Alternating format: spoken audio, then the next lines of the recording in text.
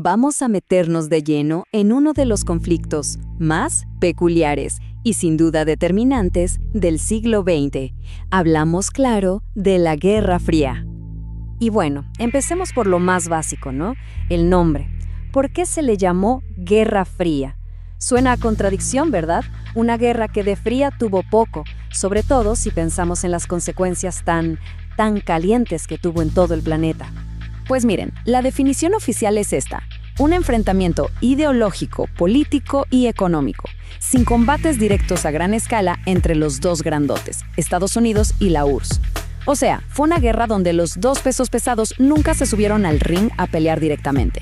Pero ojo, eso no significa que no hubiera golpes.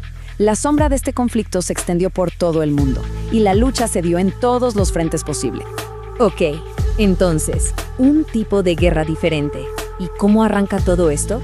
Pues, curiosamente, justo cuando el mundo creía que por fin iba a tener paz, apenas termina la Segunda Guerra Mundial y ¡pum!, el mapa del mundo se parte en dos. De un lado, el bloque occidental, liderado por Estados Unidos, con su bandera del capitalismo y la democracia liberal.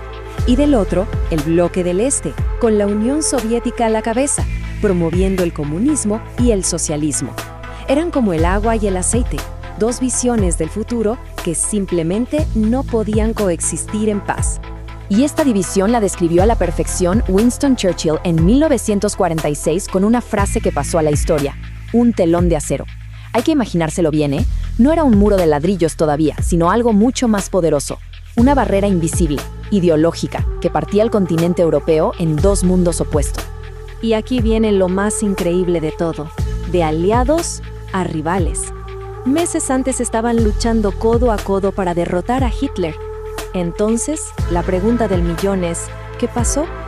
¿Cómo se pasó del abrazo de la victoria a la desconfianza total en tan poco tiempo? Bueno, la desconfianza empezó a cocinarse a fuego lento en las conferencias de posguerra, como Yalta y Potsdam. Ahí, los que antes eran aliados se repartieron a Alemania, y con ella empezaron a repartirse el futuro de Europa. Pero la verdadera chispa saltó con el Plan Marshall. Estados Unidos metió una cantidad de dinero bestial para reconstruir Europa occidental. ¿Un gesto de buena voluntad? Para los soviéticos, ni de chiste. Lo vieron como imperialismo del dólar, una forma de comprar aliados. Y claro, toda esta tensión tenía que llevar a algo.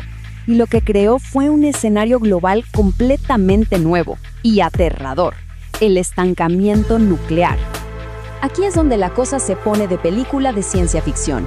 Ambas superpotencias desarrollaron bombas atómicas suficientes para volar el planeta en pedazos, no una, sino varias veces.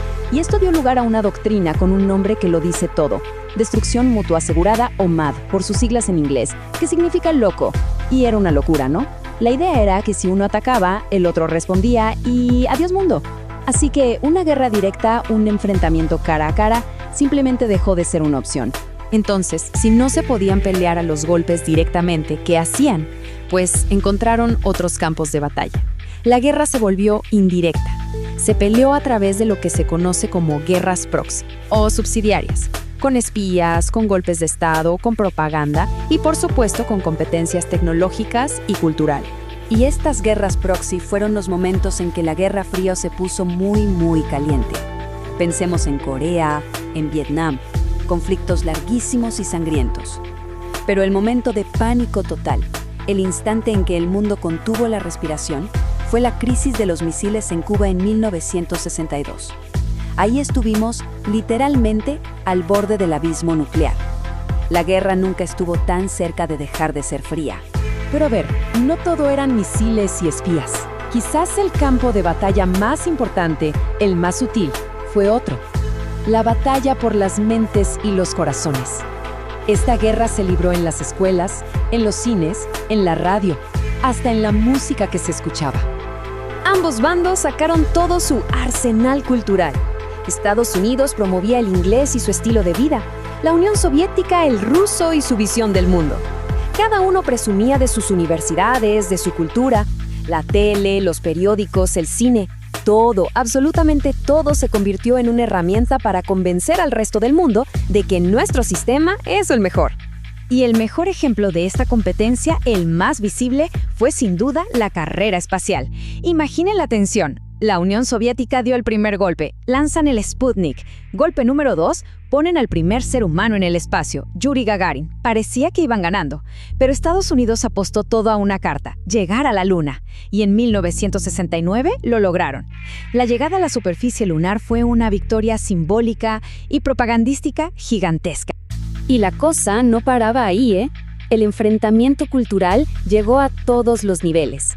Era Dostoyevsky contra Mark Twain, Chekhov contra Hemingway, el ballet soviético, con su disciplina y perfección, contra el jazz y el rock and roll estadounidenses, símbolos de libertad y rebeldía. Cada nota musical, cada página de un libro, era un argumento en esta gran discusión global. Y, por supuesto, el deporte. Los Juegos Olímpicos eran un campo de batalla simbólico. Cada medalla de oro era una victoria para todo un sistema. Y ni hablar del cine. Películas como Rocky IV, con Rocky Balboa enfrentando al gigante soviético Iván Drago, eran una metáfora perfecta y súper simple de la Guerra Fría. Muy bien. Entonces, después de casi medio siglo de esta tensión global, de esta competencia en todos los frentes, el muro se derrumba. ¿Cómo llegamos a ese punto?